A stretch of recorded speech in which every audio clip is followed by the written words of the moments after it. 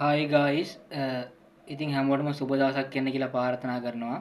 අද මම ඔයාලට කියලා දෙන්න යන්නේ ඔයාගේ Windows පරිගණකයේ කොහොමද කිසිම software එකක්වත් app එකක්වත් පාවිච්චි කරන්නේ නැතුව ඔයාගේ පරිගණකයකට ආපු virus method අයින් කරගන්න කියලා. මේකට laptop එකක් හරි Windows පරිගණකයක් හරි මොකක් වුණත් ඒක අවුලක් නැහැ. ඔයාලා ඒක කරන්න මුලින්ම කරන්න ඕන ඔයාගේ keyboard එකේ Windows key එකයි R key එකයි දෙකම එකපාර ඔබන්න ඕන. Windows key එකයි R key එකයි දෙකම එකපාර ඔබන්න ඕන. අන්න එබු ගාම් වෙනවා මෙන්න මේ වගේ prompt එකක් open වෙනවා. ඒකේ සමහරට දැන් මම කලින් මේක කරලා තියෙන නිසා මගේ මේ MRT කියන එක මෙතන පෙන්නනවා. මම පෙන්නන්නම්. මෙතන නැත් ඔයාලගේ මෙහෙම එන්නේ නැති වෙන්න පුළුවන්. ඒ නිසා මෙතන MRT කියලා හොම ඔබාගෙන ඕකේ කියන එක දෙන්න. මෙන්න මේ විදිහට එයි. සමහරට මේ විදිහට එන්නේ නැති වෙන්නත් ඉඩ තියෙනවා. වගේ වෙනස් විදිහකට එන්නත් ඉඩ තියෙනවා. කොහොම වුණත් ආවොත් එන්නේ yes කියලා හරි next කියලා හරි. ඉතින් මේක yes දෙන්න.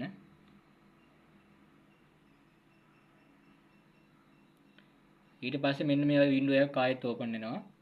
ඉතින් මේ window එකෙන් guys ඔයාලා දෙන්න ඕන next කියන එක දෙන්න. දීලා මේ තියෙන උඩම මේ තුන්වෙනි එකේ උඩ මේක quick scan ඒක දෙන්න. නැත්නම් මේ full scan කියන එක දෙන්නත් පුළුවන්.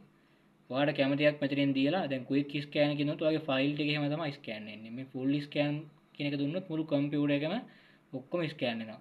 ඉතින් ඔහොම දීලා ඔයාලට කැමති එකක් මෙතනින් තෝරලා දීලා next දෙන්න තමයි තියෙන්නේ. එතකොට ඔන්න පටන් ගන්නවා ස්කෑන් වෙන්න.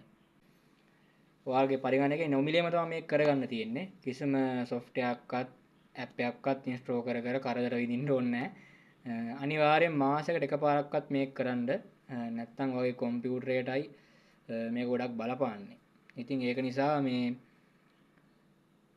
වෛරස් කාඩ් එකක් නැති කෙනෙක් වුණත් මේක විදිය පාවිච්චි කරන්න පුළුවන්. කොහොමවත් මාසෙකට එකපාරක් මේක කරන එක ඉතාම හොඳයි.